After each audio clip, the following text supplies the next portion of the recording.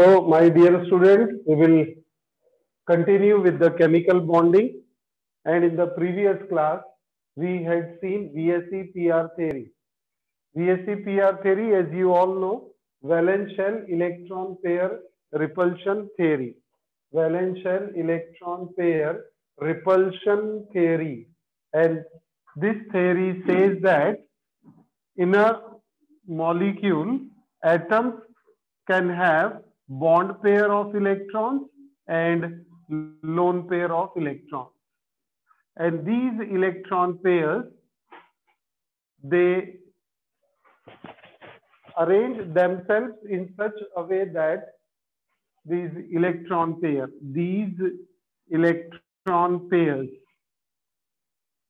arrange themselves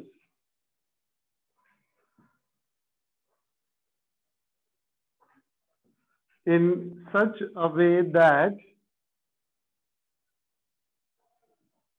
there should be minimum repulsion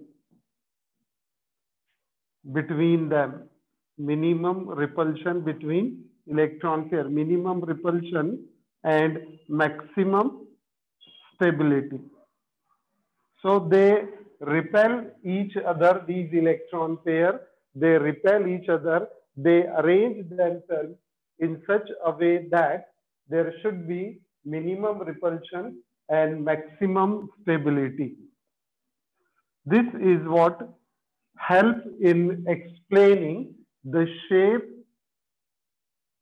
and geometry of the molecule. कि molecule का shape and geometry जो octet theory ने explain नहीं किया था, all that been explained with the help of this one theory. We have to study two more theories. By combining this theory, we can explain the shape and geometry and bond angle of the molecule. ऐसा नहीं है कि ये एक theory से हम इसका पूरा मॉलिक्यूल का shape, geometry, bond angle, everything can be calculated or explained. We need to know all three theories. Once again, the first theory, VSEPR, second is VBT, valence bond theory, and third is molecular orbital theory.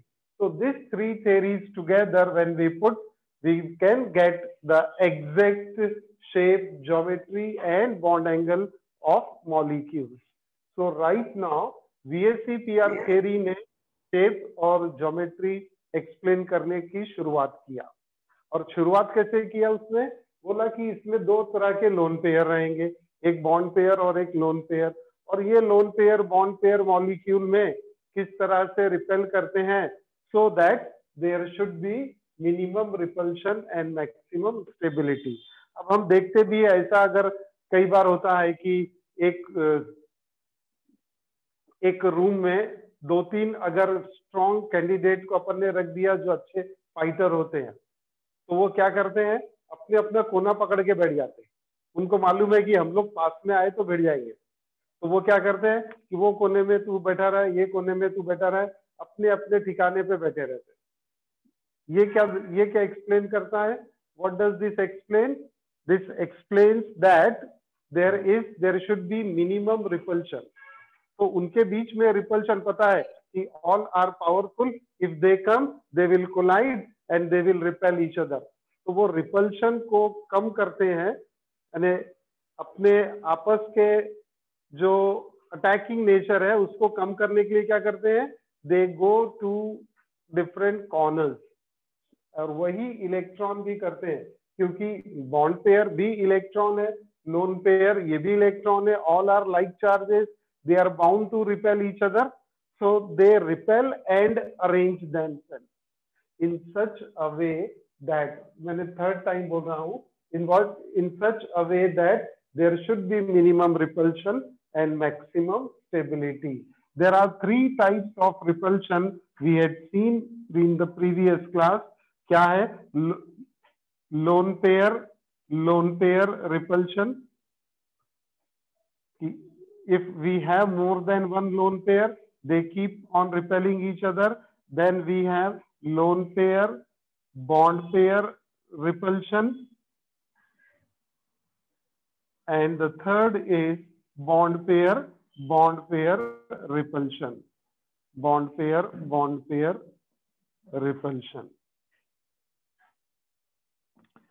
And the order or the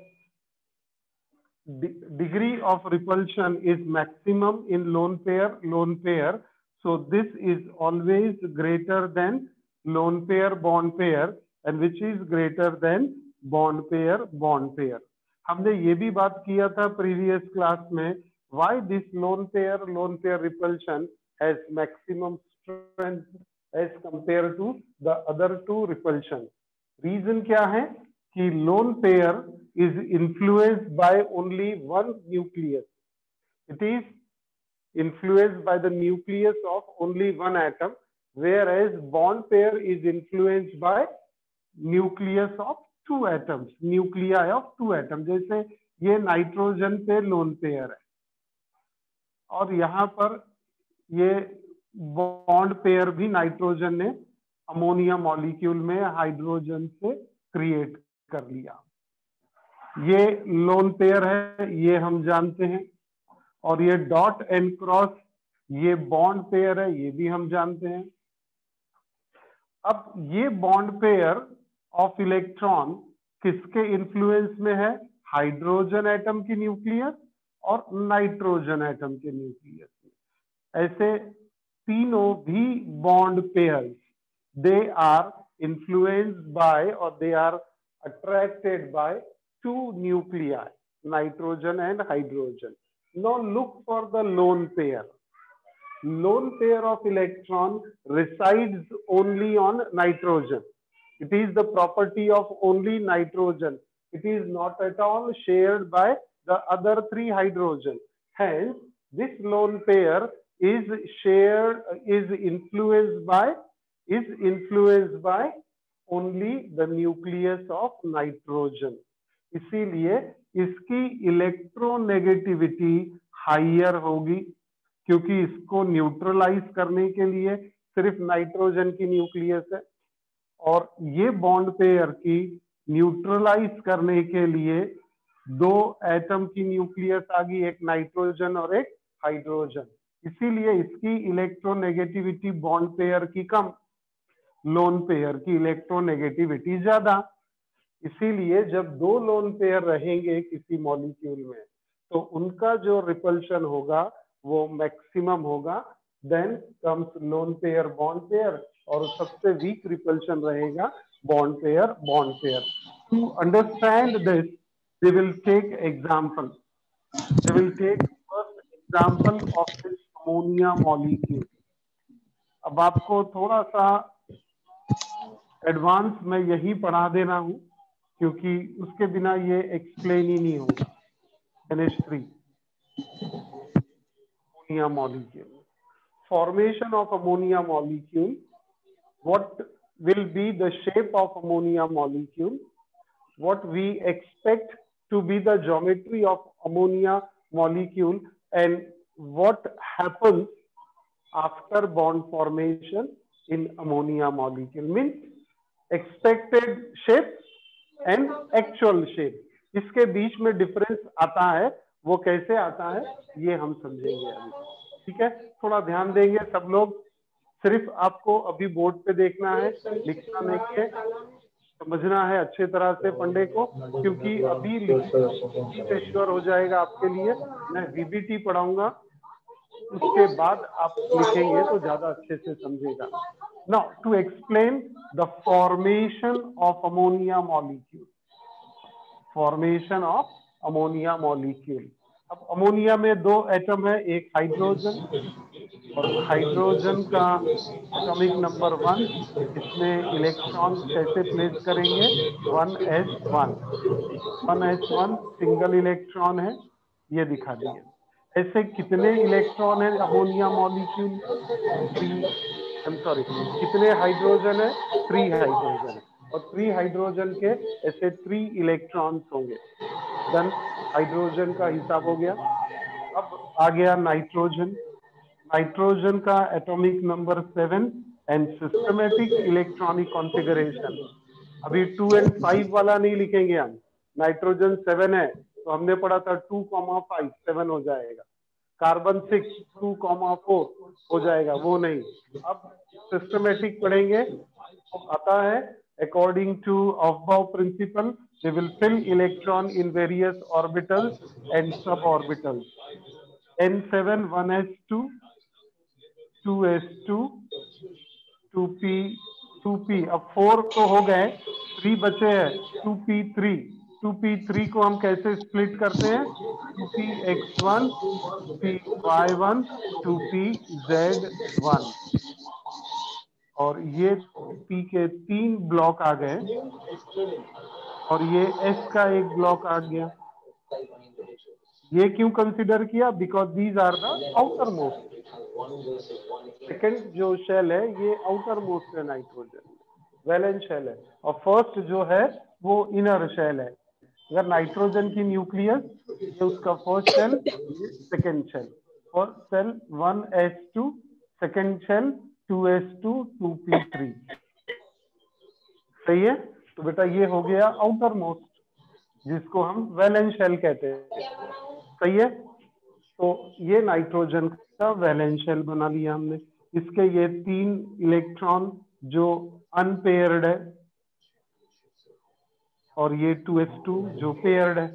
तो total 5 electron in valence shell, out of that 5 3 are unpaired. सही है? अब ये 3 unpaired electron, और अच्छा यहां मैं लिख लेता हूं सो दैट आपको समझता रहेगा। 3 अनपेयर्ड इलेक्ट्रॉन्स, इसी को कहते हैं हम half filled orbitals. Half filled orbitals है यहाँ। सही है? हाफ फिल्ड है। px2 होता है, एक ही है। py2 होता है, एक ही है। pz 2 इलेक्ट्रॉन उसमें रख सकते हैं, एक इलेक्ट्रॉन है। तो हम क्या बोलेंगे? हाफ फिल्ड ऑर्बिटल और 3 अनपेयर्ड इलेक्ट्रॉन्स। तो टर्म हम यूज करेंगे ऑर्बिटल्स अभी। This 3 half filled orbitals, they have 3 unpaired electron in them and 1 completely filled 2s orbital। ये भी है गया। जैसा मैं अभी यहाँ पर एक्सप्लेन कर रहा था आपको फॉर्मेशन का। अब नाइट्रोजन, यहाँ मुझे और एक नया फंडा, अभी मुझसे क्वेश्चन प्लीज नहीं करना कि सर ये क्या पढ़ा दिया आपने, जरा इसको इलेबोरेट करो। मैं जितना बोलता हूँ सिर्फ उसको समझते जाना है इस पर्टिकुलर एग्जांपल के लिए और एक वाटर मॉलिक्यूल के लिए। अब होता क्या है कि ये आउटर मोस्ट है, वैलेंस शेल है। टोटल ऑर्बिटल्स कितने हैं? 1 2 3 एंड 4 ऑर्बिटल्स है। इलेक्ट्रॉन कितने हैं? 5। तो उसमें से जो ये 4 ऑर्बिटल्स हैं उसमें से s ऑर्बिटल 1 है और p ऑर्बिटल 3 है। So this will undergo sp3 hybridization। मैंने पहले भी आपको पढ़ाया था कि हाइब्रिडाइजेशन कैसे समझना है। जब सिंगल बॉन्ड रहेगा कार्बन कार्बन तो वो रहेगा sp3 हाइब्रिडाइज। जब डबल बॉन्ड आएगा sp2 हो जाएगा। जब ट्रिपल बॉन्ड रहेगा तो वो sp हाइब्रिडाइजेशन होता है। तो अनसैचुरेशन जब आएगा तो sp2, ऐसा याद रखें। ये अनसैचुरेटेड है ना, डबल एंड ट्रिपल बॉन्ड, तो sp2 या sp। और जब सैचुरेटेड मॉलिक्यूल रहेगा तो sp3। sp3 क्यों बोलते हैं? Because 1 s orbital and 3 p orbitals are involved, that's why we call it as sp3 hybridization। Clear?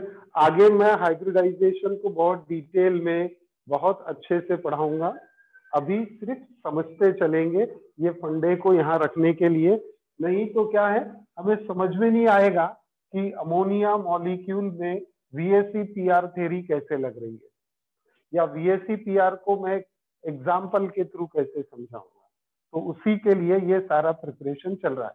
sp3 hybridisation, कितने ऑर्बिटल्स मिक्स किए हमने? 4। अब हाइब्रिडाइज होने के बाद कितने मिलेंगे हमको? 4।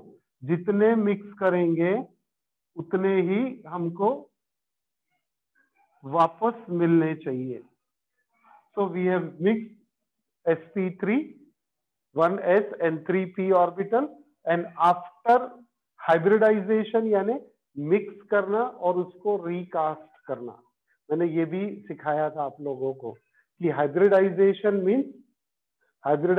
Means mixing and recasting of orbitals.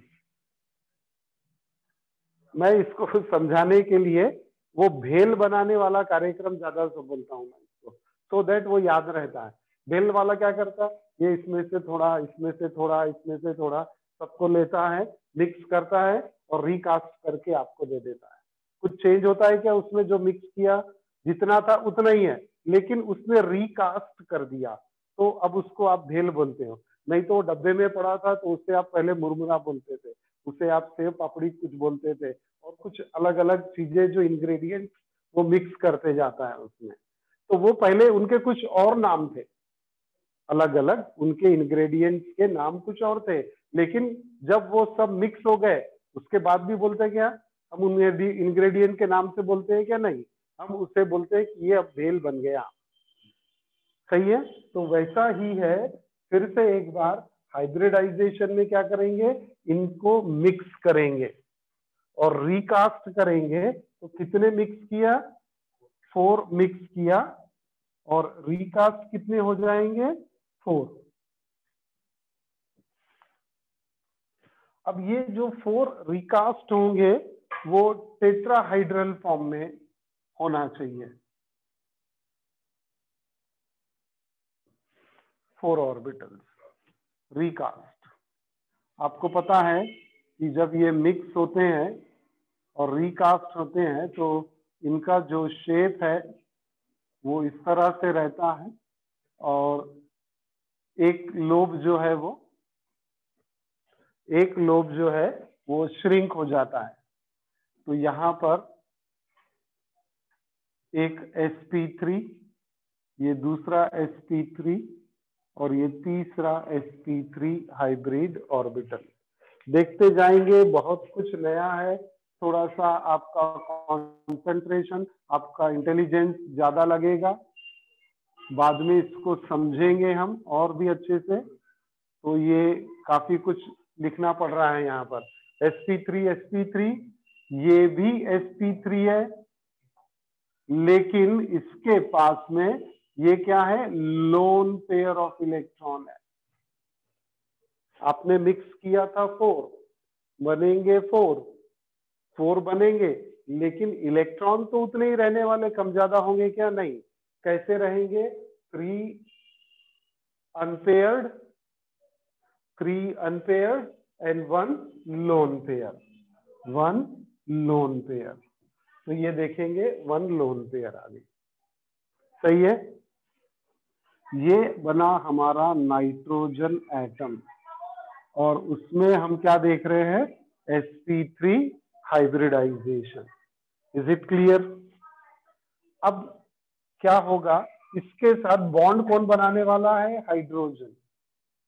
सही है? और हाइड्रोजन का शेप क्या है? स्फेरिकल है। अब मैं स्फेरिकल बनाने की तो पूरी कोशिश करता हूं, हर बार कोशिश करता हूं, हर बार जीत जाता हूं मैं, यानी बनता नहीं है मुझसे।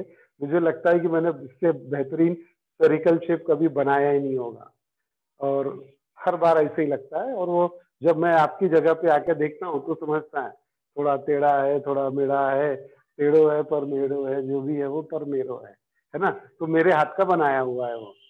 सही है? अब इसमें ये हाइड्रोजन एटम हो गया बेटा, ये हाइब्रिडाइज हुआ क्या? नहीं, ये क्या है? प्योर एटम बोलेंगे इसको, प्योर एटॉमिक ऑर्बिटल। याद रहेगा, हाइड्रोजन थोड़ी ना हाइब्रिडाइज हो रहा है। इसमें ऐसे कितने हैं ये? 3। और तीनों हाइड्रोजन के पास इलेक्ट्रॉन का स्पिन अपोजिट दिखाएंगे हम, सो दैट ये एक दूसरे को अट्रैक्ट करें। अगर मैंने यहां पर भी अपवर्ड वाला स्पिन दे दिया तो सब रिपेल करेंगे। अब बॉन्ड कैसे बनता है? बॉन्ड कैसे बनता है? By overlapping of atomic orbitals. Overlapping of orbitals.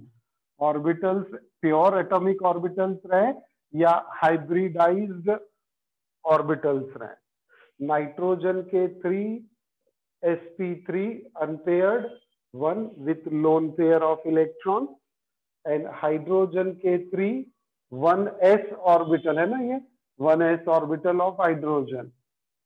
Hydrogen atom pure atomic orbital, they are 3 in number. अब क्या होगा अच्छे से समझेंगे। यहां पर कोई बोल सकता है क्या होगा आगे? पूर्णांक, what will be the next step? हमने बताया था आपसे कि जो बॉन्ड बनता है वो ओवरलैपिंग से बनता है। सिर्फ इलेक्ट्रॉन शेयर कर लेते कोवेलेंट बॉन्ड बन जाता, ऐसा हमने 9th क्लास में पढ़ा था, 8th क्लास में पढ़ा था। That bonding covalent bond is formed by mutual sharing of electron. तो क्या यहाँ का इलेक्ट्रॉन उसके घर में आ जाता, तो इधर वाला इलेक्ट्रॉन उसके घर में चले जाता। दोनों क्या करते, अपने अपनी बालकनी में आते, ये मेरा इलेक्ट्रॉन, ये मेरा इलेक्ट्रॉन अनपेयर्ड है, हेलो, है ना, we need to share this electron, है ना, तो फिर वो आपस में ओवरलैप करते हैं। तो वैसे ही ओवरलैपिंग यहाँ दिखने वाला है। Can you tell me, can you imagine what kind of overlapping, what type of overlapping, या कैसा ओवरलैपिंग होगा यहाँ पर? कोवेलेंट बॉन्ड बनाना है ना बेटा अपने को, नाइट्रोजन और हाइड्रोजन के बीच में, तो कैसे बनेगा? हाँ, सिग्मा कोवेलेंट बॉन्ड। कैसे होगा? ये क्या है, बड़ा बना दिया मैंने, ये स्फेरिकल इससे ओवरलैप करेगा एक, ये दूसरा ओवरलैप करेगा, वो तीसरा ओवरलैप करेगा इसमें। हाँ, ये तीनों पे ऐसे 3 s ऑर्बिटल के सर्कल स्फीयर आ जाएंगे स्फेरिकल शेप। तो अभी मुझे फिर से ये ड्रॉ करना पड़ेगा, तो देखते हैं मैं उतना ही अच्छा ड्रॉ कर पाता हूँ या नहीं। थोड़ा सा बड़ा बनाने की कोशिश करता हूँ मैं, सो दैट आपको ओवरलैपिंग इजीली दिखेगा।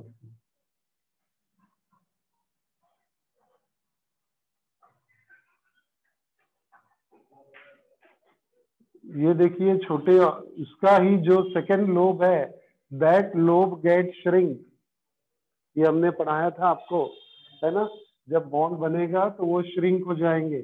मैं फिर से लिखता हूँ यहाँ पर, ये sp3, ये भी sp3, ये भी sp3, ये भी sp3। ये ब्लैक कलर से अपवर्ड स्पिन, ब्लैक कलर से अपवर्ड स्पिन, ब्लैक कलर से अपवर्ड स्पिन, ब्लैक कलर से लोन पेयर ऑफ इलेक्ट्रॉन। अब देखेंगे ये डायग्राम बनाते बनाते मैंने उसको एक पिरामिड का शेप दे दिया। एक्चुअल टेट्राहाइड्रल बनाना होता तो कुछ इस तरह से बनाते थे हम, है ना, ये एक लोब होता, ये दूसरा होता, ये तीसरा होता, ये फोर्थ होता, ये उसके छोटे वाले लोब। ये रेगुलर टेट्राहाइड्रल ज्योमेट्री है। लेकिन जब अमोनिया में ओवरलैपिंग होती है तो उसकी ज्योमेट्री पिरामिडल टेट्राहाइड्रल बनती है, डिस्टॉर्टेड टेट्राहाइड्रल या सिंपल पिरामिडल ज्योमेट्री। अब बेटा करना क्या है, एक बार यहाँ फिर से आप लोग फोकस करेंगे। जैसा मैंने कहा था कि हाइड्रोजन के 3 1s ऑर्बिटल स्फेरिकल शेप है, अनपेयर्ड इलेक्ट्रॉन है, अपोजिट स्पिन है, तो naturally they will get attracted towards it, and here comes the first hydrogen atom with its unpaired electron. यानी ये नाइट्रोजन सेंटर में एक NH बॉन्ड बन गया, यहां पर ये लोन पेयर हो गया। ऐसे ही आपको अब क्या दिखने वाले हैं, 2 more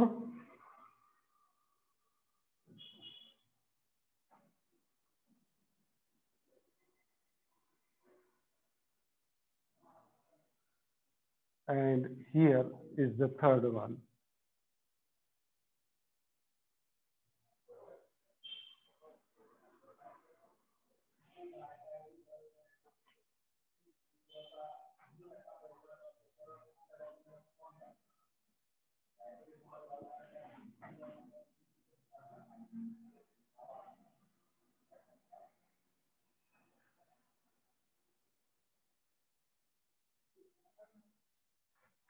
आपको राज की बात यह है, जब हम ऐसा लिख के बनाते हैं ना तो ऐसा लगता है कि वो सीधा बना है।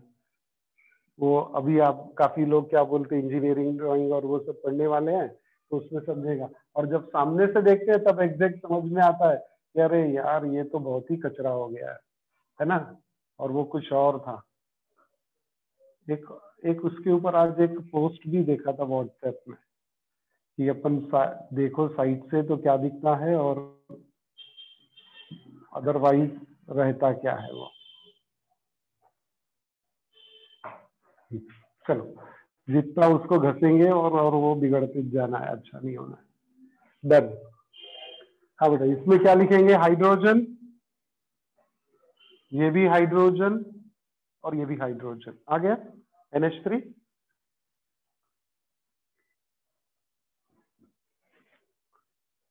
अब अगर मैं ये तीनों को कनेक्ट कर दूं, पिरामिडल शेप दिख रहा है आपको, तो ये पिरामिड शेप क्यों आया, ऐसा रेगुलर टेट्राहाइड्रल क्यों नहीं मिला, रेगुलर टेट्राहाइड्रल क्योंकि sp3 जब होगा तो रेगुलर टेट्राहाइड्रल रहता है, जैसा हम मीथेन में CH4 में देखते हैं। ये कार्बन समझ लो सेंटर में, और यहाँ पर 4 हाइड्रोजन आ गए, ये इस तरह से, ये मीथेन हो गया। डन। तो इसका geometry sp3, bond angle 109 degree 28 minute. This is what expected. Actual क्या मिलता है, pyramidal with a bond angle of 107 degree. Why 107 degree we get here? Why we get 107 degree? क्या 107 डिग्री कुछ और सेकेंड भी दिया है क्या उसमें?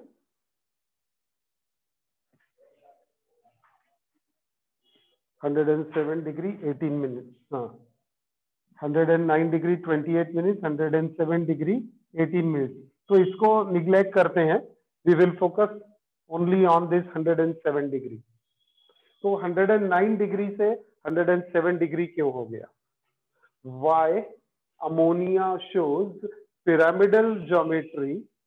देखिए क्वेश्चन सुनेंगे, why ammonia shows pyramidal geometry instead of regular tetrahedral geometry in spite of sp3 hybridization. Ammonia also undergo sp3 hybridization like methane. Hence, it must show a bond angle and geometry that of methane. क्योंकि methane के जैसे ammonia भी sp3 हो रहा है, तो methane में bond angle 109 degree 28 minutes मिल रहा है, लेकिन अमोनिया में 107 डिग्री 18 मिनट्स क्यों मिलता है?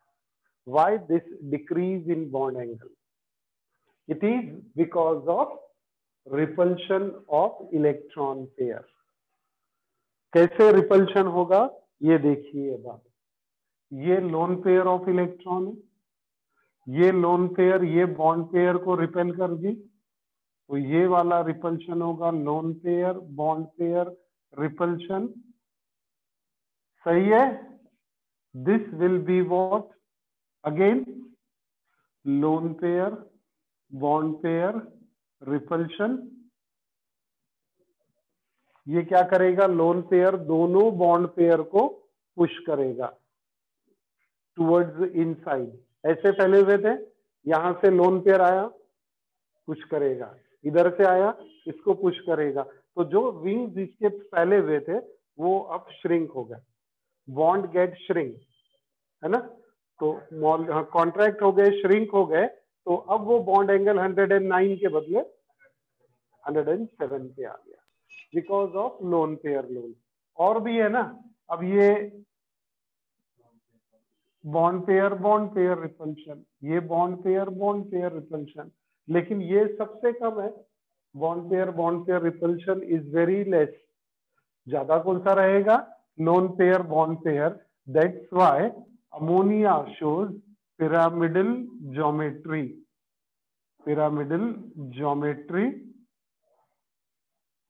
with bond angle of 107 degree 18 minutes। तो ये है VSE PRK का कंट्रीब्यूशन। उसने एक्सप्लेन किया कि अगर एक लोन पेयर आती है तो on an average bond angle 2.5 on an average, not specific. हमको 2 डिग्री तो दिख ही रहा है 107 से 109। तो आगे के कैलकुलेशंस में देखा गया कि अगर एक लोन पेयर आ गई तो बॉन्ड एंगल 2 और 2.5 डिग्री से कम हो जाता है। इसीलिए अमोनिया में एक्सपेक्टेड है 109, but because of lone pair and this repulsive nature of lone pair bond pair and bond pair, that bond angle has been reduced to 107 degree। अब ये बेटा मॉलिक्यूल को एक्सप्लेन करने के लिए मैंने वैलेंस बॉन्ड थ्योरी यूज किया, मैंने हाइब्रिडाइजेशन का कॉन्सेप्ट भी यूज कर लिया, मैंने मॉलिक्यूलर ऑर्बिटल थ्योरी है वो भी यूज कर लिया, लेकिन उसके डिटेल्स अभी आपको समझाएंगे। मेरा जो पर्पस था कि इलेक्ट्रॉन पेयर के रिपल्शन के कारण बॉन्ड एंगल क्रिएट होता है, और वो ऐसा क्रिएट होता है ये दोनों कंडीशन फुलफिल करे। तो ये क्रिएट हुआ ना पिरामिडल, एक्सपेक्टेड था टेट्राहाइड्रल रेगुलरली। तो दिस इज अबाउट अमोनिया। अब ऐसा ही मैं एक एग्जांपल और लेता हूं जिसमें 2 लोन पेयर आ जाए, अब तो फिर हमको ये मिलेगा loan pair bond pair and loan pair bond pair, all the 3 type of repulsion. इसमें तो आपको 2 टाइप ऑफ रिपल्शन मिले। सही है? कितना टाइम है अभी हमारे पास? पढ़ाओ ना, वेरी गुड। तो इसको फिलहाल थोड़ी देर के लिए रहने देते हैं, यहाँ यूज कर लेंगे।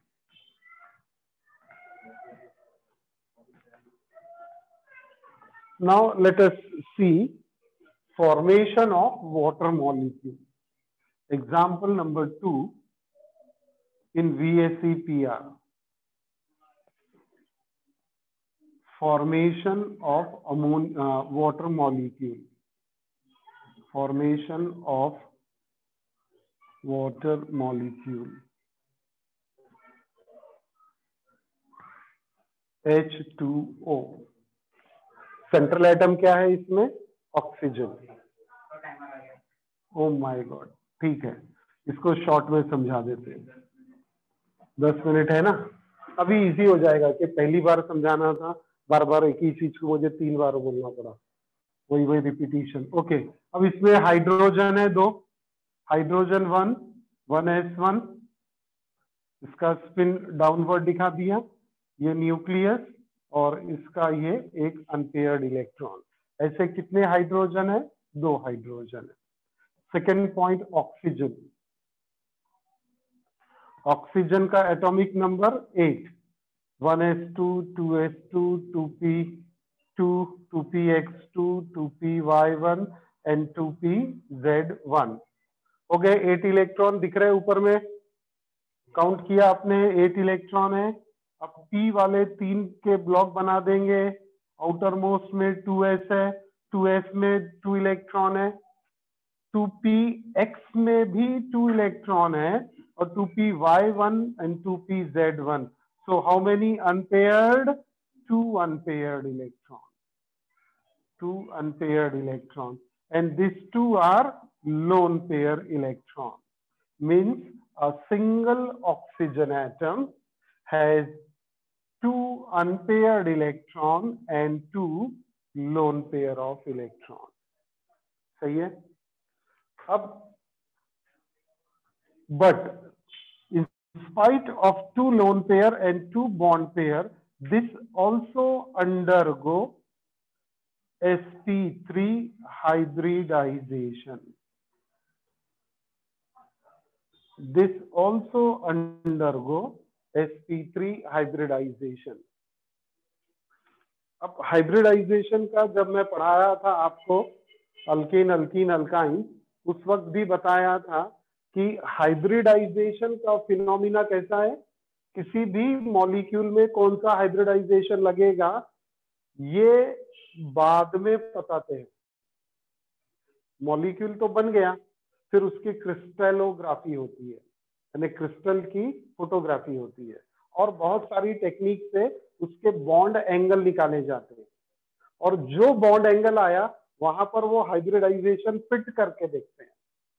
ऐसा नहीं है कि पहले हाइब्रिडाइजेशन और फिर मॉलिक्यूल बनाने की प्रोसेस तो चल जाती है, उसके बाद फिर हाइब्रिडाइजेशन होता है. जैसे वो घर में किचन में मिसेज बोलती है कि चिकन लाया है तो क्या बनाने का है आज, चिकन तंदूरी बनाना है, चिकन क्या बोलते 65 बनाना है और कौन कौन से टाइप है वो चिकन के, बटर चिकन बनाना है ना. तो ये सारी चीजें वो हस्बैंड को पूछती कौन सा बनाओ, बोले तू पहले बना ले, अपन इसका नामकरण बाद में करेंगे कि आज तूने एक्चुअल बनाया क्या. तो वैसा ही है, मॉलिक्यूल पहले प्रिपेयर हो जाता है, उसके बाद उसके बॉन्ड एंगल के हिसाब से टाइप्स ऑफ हाइब्रिडाइजेशन है. sp है, sp3 है, sp2 है और अगर d ऑर्बिटल आ गया तो फिर और वेरिएशन और ज्यादा उसमें हमको टाइप ऑफ हाइब्रिडाइजेशन बढ़ जाते हैं. dsp3, d2sp3, ऐसे बहुत सारे हाइब्रिडाइजेशन के टाइप से पढ़ेंगे आगे हम लोग. तो बात चल रही थी कि मैं जैसे बोल दिया ये sp3 हो गया. How come sp3? ये sp3 है क्यों? क्योंकि बॉन्ड एंगल sp3 के आसपास आता है, इसीलिए इसमें sp3 हाइब्रिडाइजेशन होगा, ऐसा स्टेब्लिश किया जाता है. ठीक है, तो आ गया फंडा, ध्यान में रखेंगे sp3 हाइब्रिडाइजेशन. तो अब sp3 है तो ये इसकी ज्योमेट्री यहां पर ये कार्बन, ये 1 लोब, ये सेकेंड लोब, ये थर्ड लोब, ये फोर्थ लोब. अब इसमें भी जब ड्रॉ करते हैं तो क्या देखना पड़ता है कि lone pair they should be quite apart and bond pair they are little close to each other. तो ये इस तरह से, अरे रे और बड़ा बड़ा होते जा रहा है. बटर चिकन है, बटरफ्लाई बन गया. तो यहां पर ये दो लोन पेयर, ये इसके अनपेयर्ड इलेक्ट्रॉन. हाइब्रिडाइजेशन कौन सा? sp3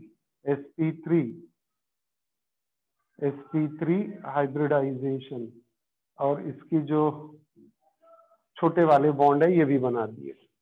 अब इस पे ओवरलैप क्या करने वाले हैं? 2 हाइड्रोजन जिनका स्पिन अपोजिट है. तो आगे मॉलिक्यूल बढ़ेगा. अब अपना आगे कैसे बढ़ के मिलना है अब अपने, बस ये दोनों हाइड्रोजन यहां लगाना है बेटा, और कुछ नहीं. 2 सर्कल इधर जोड़ने हैं. तो डायरेक्टली यही लगा देता हूं.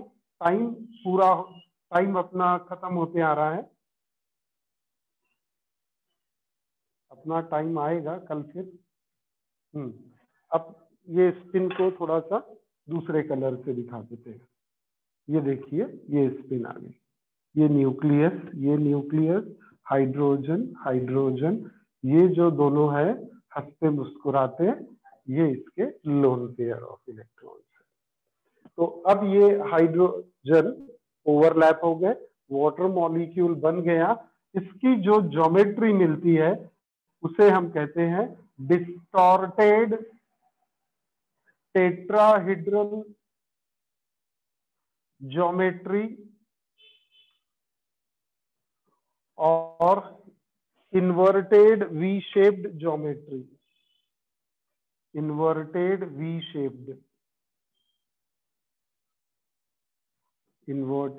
Shaped geometry. तो इनफैक्ट जब इसका बॉन्ड एंगल जो बनता है ये ऐसा बनता है, दो गुब्बारे बना दो या दो स्पून बना दो और ये बॉन्ड एंगल आता है इसका। ये बॉन्ड एंगल मिलता है 104 डिग्री। कितने मिनट्स दिया हुआ है इसमें? 35 मिनट। 104 degree 35 minute. अब sp3 है तो it has to be like methane regular tetrahedral. Expected bond angle कितना है? 109 डिग्री 28 मिनट। लेकिन यहाँ पर बॉन्ड एंगल क्या मिला? 104 डिग्री 35 मिनट। रीजन क्या है? There is repulsion. What type of repulsion? जल्दी जल्दी बोलेंगे। लोन पेयर, बॉन्ड पेयर, और ऊपर क्या मिलेगा? Loan pair, they will repel each other. और फिर से ये साइड में क्या मिलेगा? लोन पेयर, बॉन्ड पेयर, और बॉटम में क्या आ जाएगा? Bond pair repulsion. Because of two lone pair, now bond angle has been reduced from 109 degree to 104 degree. Almost 5 degree का डिफरेंस आ गया। तो एक लोन पेयर आ गई तो 2 और 2.5 डिग्री का उसमें डिस्टॉर्शन आता है।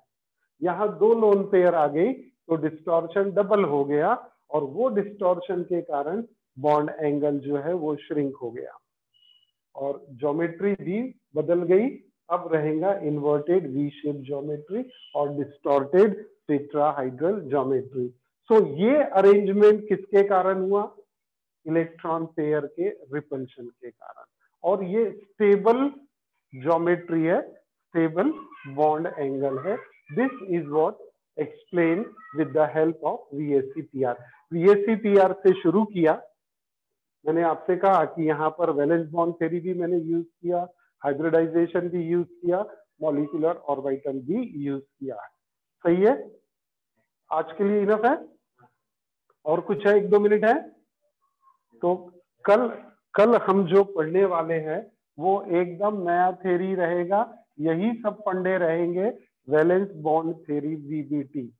Will take it by tomorrow. Okay, thank you very much. Good night everyone.